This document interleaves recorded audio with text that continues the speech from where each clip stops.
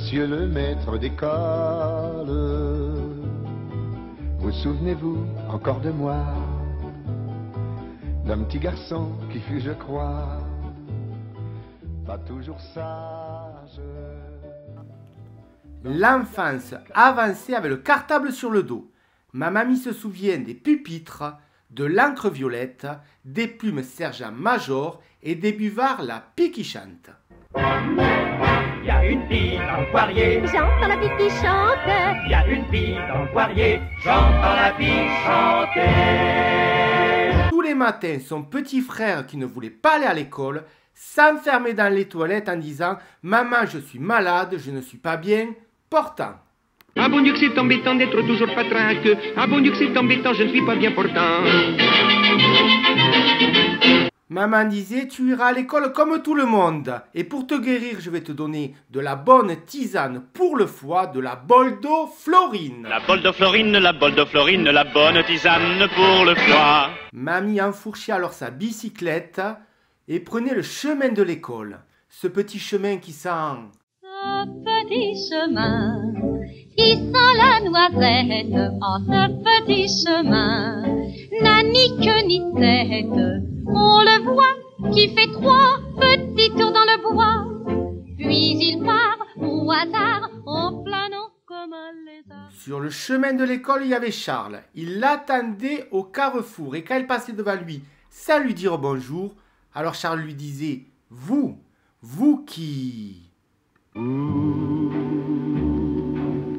Qui passez sans me voir, sans même me dire bonsoir. Donnez-moi un peu d'espoir ce soir, j'ai tant de peine. En ce temps-là, ma mamie, elle faisait tourner toutes les têtes avec son tralala. Avec son tralala, son petit tralala, elle faisait tourner toutes les têtes. D'un coup de tralala, elle faisait tralala, et chacun rêvait d'être dans ses bras. Chacun rêvait d'être dans ses bras. Même le cancre de la classe qui avait été une fois puni parce qu'il lui avait fait pouette-pouette. Je lui fais pouette-pouette, elle me refait pouette-pouette, on se fait pouette-pouette, et puis ça y est. Le cancre s'était retrouvé au tableau avec un bonnet d'âne sur la tête, corrigé à coups de martinet. Ma mamie s'en souvient comme si c'était hier. Mais elle se souvient surtout que quand elle arrivait devant l'école, elle rêvait de faire l'école buissonnière et elle disait alors « J'y vas-tu ou... » J'y vas-tu pas, j'y vas-tu, il faut-y pas, il faut-y, si j'y vas pas, quoi non qui dira, mais si j'y vas, quoi que c'est qui me fera. On rentrait en rang 2 par 2 dès qu'on entendait la sonnerie de l'école.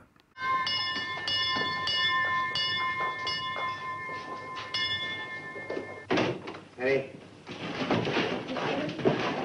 Très bien, silence, allons. Les méchants.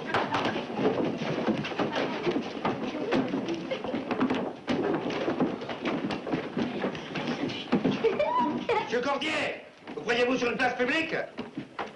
On commençait alors par la leçon de morale. Ma mamie n'a jamais oublié sa première leçon. L'instituteur avait parlé d'un voleur, un voleur qui avait décidé d'arrêter de voler, et alors, Alors, tourmenté jour et nuit, pâle, amaigri, exténué, pour retrouver enfin la paix et la joie, il distribuera aux pauvres toute sa fortune, parce qu'il aura compris que... Bien malin qui ne profite jamais. Bien, et que... L'argent ne fait pas le bonheur. Parfait. Puis c'était les récitations des fables de La Fontaine. Rien ne sert de courir, il faut partir à point. Sans oublier Maître Corbeau sur un arbre perché. Maître Corbeau, sur un arbre perché, tenait en son bec un fromage. Maître Renard, par l'odeur alléchée, lui tint à peu près ce langage. Mais la fable préférée de ma grand-mère, c'était la cigale et la fourmi. Vous chantiez, j'en suis fort aise, eh bien... Vous chantiez, monsieur Fortaise? Eh bien, dansez maintenant. Puis c'était les cours de géographie sur les cartes Vidal-Lablache, punaisées au mur. C'est grâce à ces cartes que ma mamie a connu tous les départements, toutes les préfectures et tous ces vieux clochers qui sentent si bon la France. Ce vieux clocher dans le soleil couchant, ça sent si bon la France. Ces grands blés mûrs emplis de fleurs des champs, ça sent si bon la France. Ce jardinet où l'on voit chien méchant, ça sent si bon la France.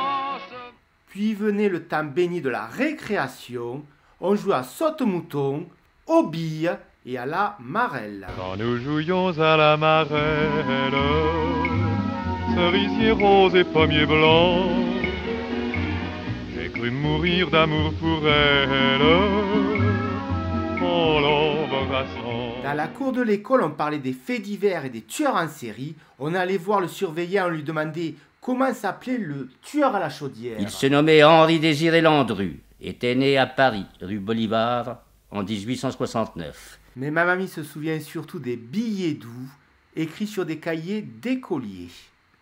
Sur mes cahiers d'écolier, sur mon pupitre et des arbres, sur le sable, sur la neige, j'écris ton nom. On faisait des rondes où on chantait les comptines à la mode, on chantait tout le temps, même le lundi matin.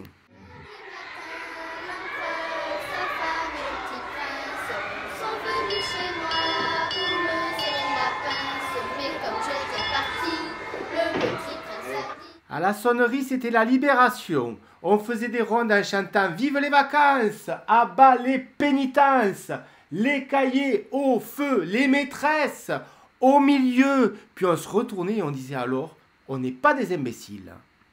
On n'est pas des imbéciles, on a même de l'instruction. Au lycée de papa, au lycée de papille, au lycée de papillon. Oh, je voudrais... Oh, je voudrais tant que tu te souviennes. Adieu, monsieur le professeur, on ne vous oubliera jamais. Et tout au fond de votre cœur, ces mots sont écrits à